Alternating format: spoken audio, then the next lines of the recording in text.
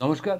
Seven EPIC news নেটওয়ার্কে আপনাদের সকলকে স্বাগত। আর আমাদের যে ধারাবাহিকটা চলছে আর কি, যে আমরা বিভিন্ন দলের সম্ভাব্য প্রার্থী তালিকা আপনাদের সামনে তুলে ধরার চেষ্টা করছি। সম্পূর্ণ সম্ভাব্য, একেবারে 100 ভাগ মিলে যাবে বা 50 ভাগ মিলে যাবে কোনোটাই দাবি করছি না, কিন্তু আমরা একটা সমীক্ষা চালিয়েছি বিভিন্নভাবে, বিভিন্ন সূত্র ধরে জোগাড় করার চেষ্টা করেছি এবং তার যে ফলাফল আমরা গত দুদিন ধরে আমরা আপনাদের দেখিয়েছি। প্রথমে বিজেপিরটা দেখিয়েছিলাম। বিজেপি যদিও 20টি আসনের প্রার্থী তালিকা ঘোষণা করে দিয়েছিল, সেটা 19-এ এসে দাঁড়িয়েছিল, কিন্তু তৃণমূল কংগ্রেস তাদের প্রার্থী তালিকা ঘোষণা করার আগেই আমরা একটা প্রাথমিক প্রার্থী তালিকা ঘোষণা করেছিলাম। জানি অনেক রদবদল হতে পারে বা নাও হতে পারে। আজকে আমরা কথা বলবো সিপিআইএম বা বাম ফ্রন্টের প্রার্থী তালিকা নিয়ে। এখন এদের প্রার্থী তালিকা সম্পর্কে, যে তৃণমূল বা বিজেপির প্রার্থী তালিকা নিয়ে যে সহজ সরল আলোচনা করা যায়, বামপন্থীদের প্রার্থী তালিকা নিয়ে কিন্তু অত সহজ সরল আলোচনা করা সম্ভব নয়। কারণ বাম ফ্রন্ট আজকে দীর্ঘ সময় ধরে ফ্রন্ট হিসেবে কাজ করছে। এটা কিন্তু একটা বিরল ঘটনা। ধরুন এনডিএ, ইউপিএ, এই যে ফ্রন্টগুলো আছে, সেই ফ্রন্টগুলো যদি আপনারা ইতিহাস আলোচনা করেন তাহলে দেখবেন যে বিভিন্ন দল কখনো কখনো সেই ফ্রন্টে যোগদান করেছে, আবার সেই বিভিন্ন দল সেই ফ্রন্ট থেকে বেরিয়ে গেছে। কিন্তু 77 সালের পরে একমাত্র সিপিআই বামফ্রন্টে যোগদান করেছে এবং সমাজবাদী পার্টি বামফ্রন্ট থেকে বেরিয়ে গেছে। এর বাইরে কিন্তু ছোটোখাটো পরিবর্তন খুব সামান্য হয়েছে। সুতরাং তাদের মধ্যে প্রার্থী আসন একটা ভাগাভাগির বিষয় থাকে। এবছর তার সঙ্গে যুক্ত হয়েছে যে আপনার তৃণমূল এবং বিজেপি বিরোধী সমস্ত দলকে একত্রিত করার একটা প্রচেষ্টা। সেখানে জাতীয় কংগ্রেস অবশ্যই সর্বাগ্রে, তাদের নাম উঠে এসছে, এবং আইএসএফের জন্য বেশ কয়েকটা আসন নাকি ছাড়া হবে, এমনটাই আমাদের কাছে খবর এসে পৌঁছেছে। যদি সেইখান থেকে আমরা আলোচনা শুরু করি তাহলে দেখব যে কোচবিহারে প্রার্থী কে হতে পারেন। কোচবিহারের প্রার্থী হতে পারেন একটি সংরক্ষিত আসন, গোবিন্দ রায়। এটি ফরওয়ার্ড ব্লকের আসন।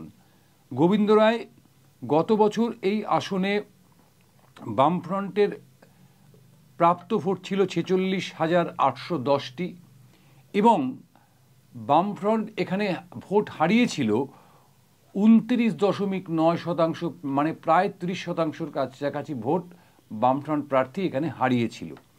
এই হারিয়েছিলর হিসাবটা কিন্তু আমাদের কন্টিনিউয়াস দিয়ে যেতে হবে, যেটা কিন্তু এই ভোটে অত্যন্ত প্রাসঙ্গিক হয়ে উঠতে পারে। অর্থাৎ হারানো ভোট কি সিপিআইএম বা বামফ্রন্ট ভুক্ত যে দলগুলো তারা উদ্ধার করতে পারবে কিনা সেদিকে নজর রাখতে হবে। পরবর্তী আসন আলিপুরদুয়ার সংরক্ষিত। এখানে আরএসপি প্রার্থী মিলি ওরাও এখানে গত নির্বাচনে পেয়েছিলেন 54,010টি ভোট এবং হারিয়েছিলেন 23.9%, প্রায় 24% ভোট। পরবর্তী আসন জলপাইগুড়ি, এটিও সংরক্ষিত। এখানে সিপিআইএম প্রার্থী এবার প্রদীপ কুমার রায়, সম্ভাব্য প্রার্থী ডাক্তার প্রদীপ কুমার রায়।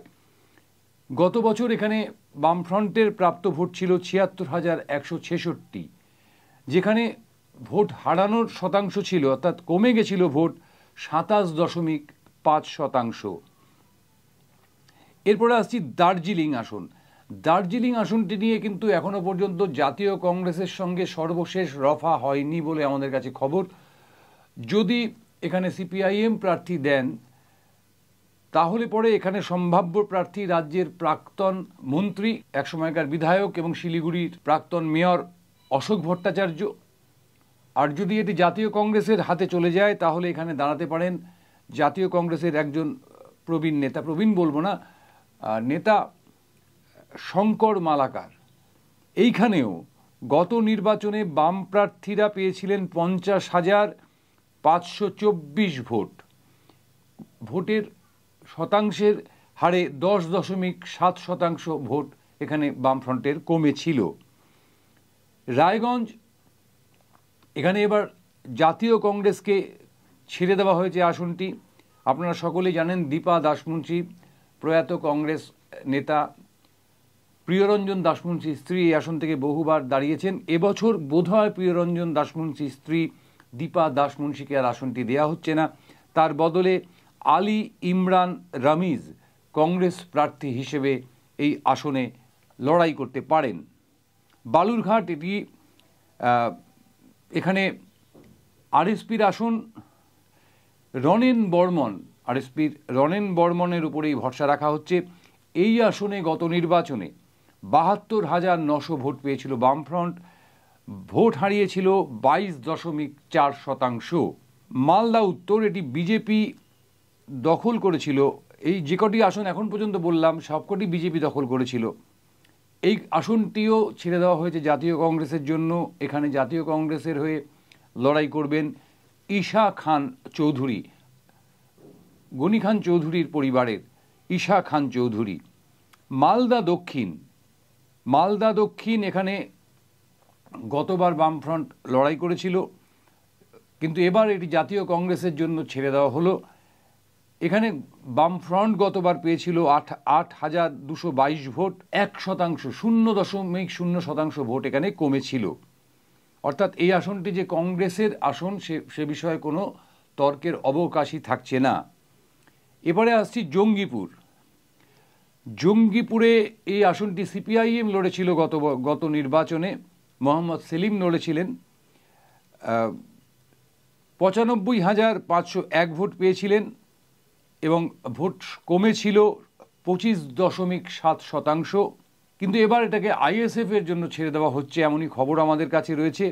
আইএসএফ প্রার্থী হিসেবে এখানে লড়াই করতে পারেন সানাউল্লাহ সিদ্দিকী। আবারও বলি, জঙ্গিপুর আসনটি আইএসএফ প্রার্থীর জন্য ছেড়ে দেওয়া হচ্ছে, প্রার্থী হতে পারেন সানাউল্লাহ সিদ্দিকী। বহরমপুর আসন, এই আসনটি অধীর রঞ্জন চৌধুরী তিনি এবার লড়াই করবেন। এখানে বামফ্রন্ট জাতীয় কংগ্রেসকে এই আসনটি ছেড়ে দিয়েছে। মুর্শিদাবাদ আসনটিও বামফ্রন্ট জাতীয় কংগ্রেসকে ছেড়ে দিয়েছে, সম্ভাব্য প্রার্থী আবু হেনা। কৃষ্ণনগর আসনে গতবার বামপন্থীরা ভোট পেয়েছিল ১,২০,২২২টি। ভোট হারানোর যে শতাংশ সেই শতাংশের হিসেবে ভোট হারিয়েছিল ২০.৬%। এবার কৃষ্ণনগর আসনে সিপিআইএম প্রার্থী এস.এম. সাদিকে আমরা লড়াই করতে দেখতে পারি, অর্থাৎ কৃষ্ণনগরের সিপিআইএম প্রার্থী এস.এম. সাদি। চলে আসবো রানাঘাট আসনে, সংরক্ষিত রানাঘাট আসন। এখানে রমা বিশ্বাস সিপিআইএম প্রার্থী। গত বছর এখানে বামপন্থীরা ভোট পেয়েছিল ৯৭,৭৭১টি, ভোট হারিয়েছিল 22.১%। বনগাঁ সংরক্ষিত আসন, এখানে সিপিআইএম প্রার্থী হচ্ছেন এবার সবুজ দাস। বনগাঁ সংরক্ষিত আসন, যে আসনটি অত্যন্ত আলোচিত এই মুহূর্তে ঠাকুর বাড়ির অন্দরের কলহে, সেই আসনে সিপিআইএম প্রার্থী হচ্ছেন সবুজ দাস। গত নির্বাচনে এখানে বামপন্থীরা ভোট পেয়েছিল ৯০,১২২টি, ভোট কমেছিল 25.১%। এবার চলে আসছি ব্যারাকপুর আসনে। এখানে গার্গী চ্যাটার্জি সিপিএম এর প্রার্থী হিসেবে লড়াই করেছিলেন, পেয়েছিলেন ১,১৭,৪৫৬টি ভোট, ভোট কমেছিল 15.৪%। দমদম আসনে এবার সায়নদীপ মিত্রের ওপর ভরসা রাখতে চলেছে সিপিআইএম। যুব নেতা, নতুন মুখ সিপিআইএম এর সায়নদীপ মিত্র। এই আসনে সিপিআইএম গত নির্বাচনে ভোট পেয়েছিল ১,৬৭,৫৯০টি, কিন্তু ভোট হারিয়েছিল 15.2%। দমদমে সায়নদীপ মিত্র। বারাসত চিরটাকালী ফরওয়ার্ড ব্লকের আসন। এবার ফরওয়ার্ড ব্লকের এই আসনে সম্ভাব্য প্রার্থী সঞ্জীব চট্টোপাধ্যায়। বারাসাত বিধানসভায় উনি বারংবার প্রতিদ্বন্দ্বিতা করেছেন। সেই সঞ্জীব চট্টোপাধ্যায় গত বছর এখানে বামপন্থীরা ভোট পেয়েছিল ১,২৪,০৬৮টি, ভোট হারিয়েছিল 18.8%। বসিরহাট অত্যন্ত আলোচিত একটি লোকসভা আসন, কি হতে পারে কি না হতে পারে এখনো পর্যন্ত কিছু বলা যাচ্ছে না। সেই বসিরহাটে এবার সিপিআইএম প্রার্থী হতে পারেন শুভম ব্যানার্জি। যদিও নিরাপদ সর্দার যেভাবে সন্দেশখালী আন্দোলন থেকে উঠে এসছেন মুখ হিসেবে, নিরাপদ সর্দারের নামটাও কিন্তু হাওয়ায় ভাসছে। এই আসনে গত নির্বাচনে সিপিআইএম বা বামপন্থী প্রার্থীরা ভোট পেয়েছিলেন ৬৮,৩১৬টি, ভোট কমেছিল 3%। জয়নগর সংরক্ষিত আসন, এখানে আরএসপির সুভাষ নস্কর প্রতিদ্বন্দ্বিতা করতে পারেন। গত বছর এখানে বামপন্থীরা ভোট পেয়েছিল 67,913টি, ভোট কমেছিল 27.5%। মথুরাপুর সংরক্ষিত আসন, এখানে প্রতিদ্বন্দ্বিতা করতে পারেন ডাক্তার শরৎচন্দ্র হালদার। বামপন্থীদের ভোট এখানে গতবার ছিল 92,417টি এবং ভোট কমেছিল 32.1%। ডায়মন্ড হারবার মানে অভিষেক বন্দ্যোপাধ্যায়ের গড় ইদানিং মনে করা হয়, অথচ এই ডায়মন্ড হারবার থেকে একদা বামেদের গড় বলে পরিচিত ছিল। জ্যোতির্ময় বসু, অমল দত্তের মানুষ, শ্রমিক লাহিড়ীর মতন প্রার্থী এখান থেকে বামপন্থী হিসেবে জয়লাভ করতেন। তারপরে সেই পরিবর্তনের ফলে এখানে এখন তৃণমূলের গড়, অভিষেক বন্দ্যোপাধ্যায়ের গড়। সেইখানে বামপন্থীরা গতবার ফুয়াদ হালিমকে প্রার্থী করেছিল। ফুয়াদ হালিম পেয়েছিলেন 93,941টি ভোট, ভোট কমেছিল 28%। এবছর এখানে কিন্তু একটা চমক রয়েছে, যদি জোট হয় তাহলে এখানে বাম কংগ্রেস এবং সিপিআইএম বা বামফ্রন্টের যে জোট, সেই জোটের প্রার্থী হতে পারেন নওশাদ সিদ্দিকী। অর্থাৎ এবার ডায়মন্ড হারবারে বাম কংগ্রেস আইএসএফ জোট প্রার্থী হতে পারেন ভাঙড়ের বিধায়ক নওশাদ সিদ্দিকী। যাদবপুর আসন একদা বাম দুর্গ, কিন্তু সেই দুর্গে বারবার ফাটল ধরেছে, ভাঙন ধরেছে। সেই একদা বাম দুর্গে এবার সিপিআইএম প্রার্থী হতে পারেন সায়ন ব্যানার্জি, যুবনেতা সায়ন ব্যানার্জি। এই আসনে বিকাশ রঞ্জন ভট্টাচার্য প্রতিদ্বন্দ্বিতা করেছিলেন আগেরবার, ভোট পেয়েছিলেন 3,02,264টি, ভোট কমেছিল 15%।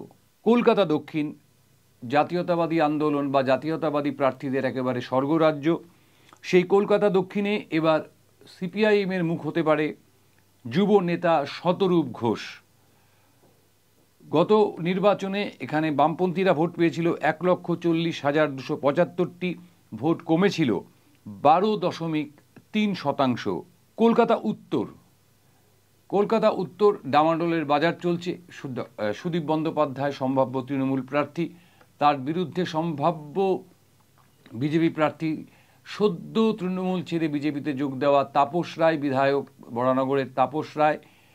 তাদের বিরুদ্ধে এবার দুটি নাম উঠে আসছে সিপিআইএম। এখানে লড়বে এক মোহাম্মদ সেলিম, রাজ্য সম্পাদক, অথবা শ্রীলেখা মিত্র। এখন শেষ হাসি বা শেষ স্ট্রোকটি সিপিএম কার হাত ধরে দেয় সেটা দেখার বিষয়। আমরা বলছি না যে একেবারে মানে ফাইনাল লিস্ট কোনো, এটা একটা আমাদের পর্যবেক্ষণ এবং আমাদের কাছে যে সূত্রের মারফত যে খবরগুলো এসে পৌঁছয় তার মধ্য দিয়ে আমরা এই ধরনের একটা প্রার্থী তালিকা তৈরি করেছি, যেখানে কলকাতা উত্তর আসনে গত নির্বাচনে বামপন্থীরা ভোট পেয়েছিল 71,080টি, ভোট হারিয়েছিল 13%। এবার সেখানে মোহাম্মদ সেলিম দাঁড়াতে পারেন। যদি কোনো কারণে মোহাম্মদ সেলিম না দাঁড়ান তাহলে অভিনেত্রী শ্রীলেখা মিত্র এই আসনে লড়াই করতে পারেন। হাওড়া অত্যন্ত আলোচিত একটি নাম, ফুটবলার প্রসূন ব্যানার্জি এখানে দীর্ঘদিন ধরে জিতে আসছেন তৃণমূল কংগ্রেস আসার পর থেকে। এবছর বিজেপিও সেখানে একজন প্রাক্তন তৃণমূলকেই প্রার্থী করেছেন এবং সিপিআইএম প্রার্থী করতে চলেছে ছাত্র আন্দোলনের সর্বভারতীয় মুখ দীপশিতা ধরকে। হাওড়ায় দীপশিতা ধর, এখানে গত নির্বাচনে বামপন্থীরা ভোট পেয়েছিল 1,05,547টি এবং ভোট হারিয়েছিল 17.3%। উলবেড়িয়ায় এবার সিপিআইএমের প্রার্থী হচ্ছেন সাবির উদ্দিন মোল্লা। গত নির্বাচনে এখানে বামপন্থীরা ভোট পেয়েছিল 81,314টি, হারিয়েছিল 24.9% ভোট। এবার চলে আসছি শ্রীরামপুরে এবার তীর্থঙ্কর রায় সিপিআইএম প্রার্থী হতে চলেছেন। গত নির্বাচনে এখানে বামপন্থীরা ভোট পেয়েছিল 1,52,281টি। একথাটা কিন্তু মাথা রাখতে হবে, গত নির্বাচনে কিন্তু কোনো জোট হয়নি জাতীয় কংগ্রেসের সঙ্গে, যেটা এবছর হতে পারে। শ্রীরামপুরে 1,52,281টি ভোট পেয়েছিলেন বামপন্থী প্রার্থীরা, হারিয়েছিলেন 17.2% ভোট। পরবর্তী আসন হুগলি, এখানে সিপিএম এর চমক আছে। সৃজন ভট্টাচার্য এই মুহূর্তে অত্যন্ত আলোচিত একটি নাম। সদ্য সমাপ্ত যে আপনার ইনসাফ যাত্রা, তার পরিশেষে যে ব্রিগেড এবং বাম যুব আন্দোলনের যে একটা ধাক্কা সে বারবার আমাদেরকে দিচ্ছে, তার অন্যতম মুখ সৃজন ভট্টাচার্য এখানে দাঁড়াতে পারেন শ্রীরামপুর থেকে। গত নির্বাচনে এখানে বামপন্থীদের প্রাপ্ত ভোট ছিল 1,52,281টি, হারিয়েছিল 23.1% ভোট। এবার আমরা চলে আসছি আরামবাগ সংরক্ষিত আসনে। আরামবাগ সংরক্ষিত আসনে সিপিআইএম প্রার্থী শক্তিমোহন মালিক, তিনি বামপন্থীরা এখানে পেয়েছিল 1,520,000টি ভোট, হারিয়েছিল 22.7% ভোট। তমলুক শুভেন্দু অধিকারীদের গড় বলা হয়, সেখানে এবার সিপিআইএম লড়াই করবে। সিপিআইএম এর প্রার্থী, সম্ভাব্য প্রার্থী শেখ ইব্রাহিম আলী। গত নির্বাচনে এখানে বামপন্থীরা ভোট পেয়েছিল 1,36,129টি, হারিয়েছিল 25.7% ভোট।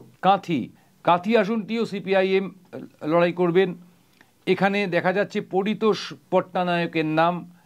গত নির্বাচনে বামপন্থীদের কাঁথিতে প্রাপ্ত ভোট 76,185টি, ভোট হারিয়েছিলেন প্রায় 30%, 29.3%। এবার আসছি ঘাটাল মানেই দেব, ঘাটাল মানেই দীপক অধিকারী। কিন্তু এবার অনেক নাটক হয়েছে ঘাটালকে নিয়ে, কিন্তু সেই আসনে এবার সিপিআই এবং সিপিএম দু দলেরই দুজনের নাম উঠে আসছে আমাদের কাছে। উঠে আসছে সৈকত গিরির নাম, উঠে আসছে মধুজা সেন রায়ের নাম। গত নির্বাচনে এখানে বামপন্থীরা ভোট পেয়েছিল 97,060টি, হারিয়েছিল 24.5% ভোট। আবারও বলি, ঘাটাল সৈকত গিরি অথবা মধুজা সেন রায় বামপন্থীদের মুখ হতে চলেছেন। ঝাড়গ্রামে গত নির্বাচনে বামপন্থীরা ভোট পেয়েছিল 75,680টি, হারিয়েছিল 20.6% ভোট। এবার প্রার্থী হতে পারেন দেবলীনা হেমব্রম। আরেকটি নামও হাওয়ায় ভাসছে, সেটি হচ্ছে লক্ষ্মীকান্ত হাঁসদা। আইএসএফ এখানে প্রার্থী দিতে পারে লক্ষ্মীকান্ত হাঁসদা, কিন্তু এখনো চূড়ান্ত কিছু হয়নি। মেদিনীপুরে 62,319টি ভোট পেয়েছিলেন বামপন্থীরা, সেখানে হারিয়েছিলেন বামপন্থীরা প্রায় 27% ভোট, অর্থাৎ 26.9% ভোট। এবারে এখানে দুটি নাম আসছে, আবার সেই বলছি, মধুজা সেন রায় সিপিআইএম প্রার্থী, অথবা অভিনেতা বাদশা মৈত্র প্রার্থী হতে পারেন মেদিনীপুর কেন্দ্র থেকে। পুরুলিয়া জাতীয় কংগ্রেসকে ছেড়ে দেওয়া হয়েছে, সেই জাতীয় কংগ্রেস সে প্রার্থী হতে পারেন নেপাল মাহাতো। বাঁকুড়া আসনটিতে প্রতিদ্বন্দ্বিতা করবেন সিপিআইএম এর অমিয় পাত্র। গত নির্বাচনে বাঁকুড়া কেন্দ্রে বামপন্থীদের প্রাপ্ত ভোট ছিল 1,282টি, কমেছিল 23.8% ভোট। বিষ্ণুপুর সংরক্ষিত আসন, এখানেও সিপিআইএম প্রার্থী হতে পারেন সুনীল খাঁ। গত নির্বাচনে এখানে বামপন্থীরা পেয়েছিল 1,02,615টি ভোট এবং কমেছিল 26.5% ভোট। আমরা এরপরে আসব বর্ধমান পূর্ব, এটিও একটি সংরক্ষিত আসন। সেখানে গত নির্বাচনে বামপন্থীরা পেয়েছিলেন 1,75,920টি ভোট এবং হারিয়েছিলেন 22.6% ভোট। এখানে সিপিএম এর নতুন মুখ, অর্থাৎ এই আসনের নতুন মুখ আভাস রায় চৌধুরী। বর্ধমান দুর্গাপুর, এখানে একটা বলতে পারেন দুটি আসন পরপর রয়েছে, সেখানে একই রকমের নাম উঠে আসছে।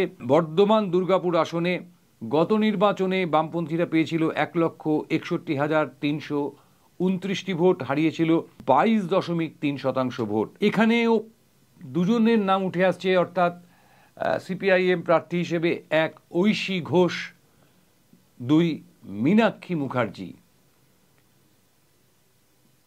আবার আসানসোল কেন্দ্রটিতেও, যদিও এখানে ঐশী ঘোষ, অর্থাৎ বর্ধমান দুর্গাপুরে ঐশী ঘোষ সিপিআইএম প্রার্থী হবেন এমনটাই ধরে নেওয়া হচ্ছে।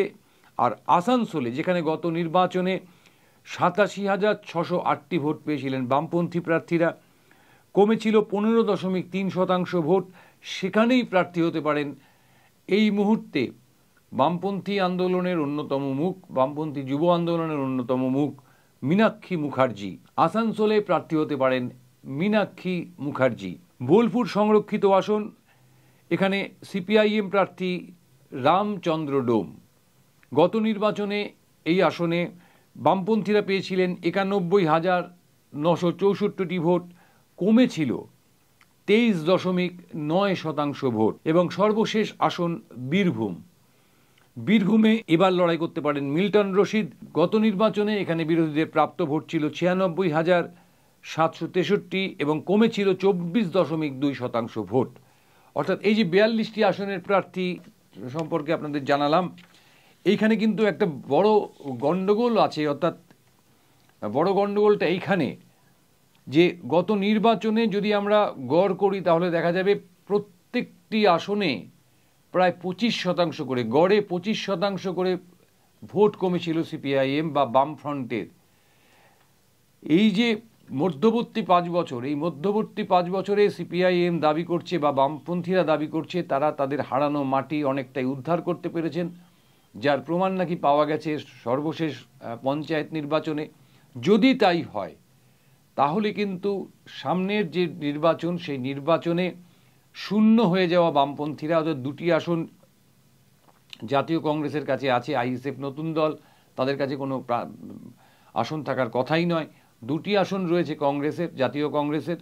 সিপিআইএম যেখানে শূন্য, 42-এর মধ্যে শূন্য, 42টির মধ্যে 42টিতে লড়াই করে বামপন্থীরা পশ্চিমবঙ্গে এই মুহূর্তে লোকসভায় শূন্য। সেই শূন্য থেকে কিন্তু অনেকটাই ভালো ফলাফল করার আশা রাখছেন বামপন্থী নেতারা। এবং যে শতাংশের হার আমরা আপনাদের কাছে বললাম, যে শতাংশের হার বামপন্থীদের ভোটের থেকে মাইনাস হয়েছে, অর্থাৎ কমে গেছে সেই ভোট, এবং যেটা দাবি করা হচ্ছে বামপন্থীদের পক্ষ থেকে, বামফ্রন্টের পক্ষ থেকে, যে গত পঞ্চায়েত নির্বাচনের যদি আমরা রেজাল্ট, আমরা যদি সেটাকে ভালো করে পর্যবেক্ষণ করি এবং গত 2021-এর বিধানসভা ভোটের যেখানেও বামফ্রন্ট শূন্য, সেইখানেও যদি আমরা পর্যালোচনা করি তাহলে কিন্তু দেখা যাবে যে এই ভোট নাকি ধীরে ধীরে বামফ্রন্টের দিকে ফিরছে। যদি ফেরে এবং যদি এই প্রার্থী তালিকায় ফাইনাল হয়, জানি সবটা মিলবে না কিন্তু অনেকটাই মিলবে, তাহলে পরে কিন্তু একটা সমূহ সম্ভাবনা রয়েছে বামপন্থীদের বিগত নির্বাচনগুলির থেকে অনেক ভালো ফলাফল করবার। এখন সত্যি বামপন্থীরা তাদের যে শক্ত মাটি পায়ের তলার ছিল এই বাংলায়, সেই মাটি খানিক ফিরে পায়, অথবা পাবে না, সবটাই ঠিক হবে আগামী কয়েকদিনের মধ্যে। ততদিন পর্যন্ত কিন্তু প্রতিদিন এই ধরনের আকর্ষণীয় খবর আপনাদের সামনে আমরা হাজির করব, আকর্ষণীয় তথ্য আমরা আপনাদের সামনে হাজির করব। অবশ্যই চোখ রাখতে হবে 7 অ্যাওয়েক নিউজে, এবং তার আগে অবশ্যই আমাদের চ্যানেলটিকে যদি আপনাদের ভালো লাগে, আমাদের পরিবেশন যদি আপনাদের ভালো লাগে, সাবস্ক্রাইব করতে ভুলবেন না 7 অ্যাওয়েক নিউজ নেটওয়ার্ক চ্যানেলটিকে। সবাই খুব ভালো থাকবেন। জয় হিন্দ।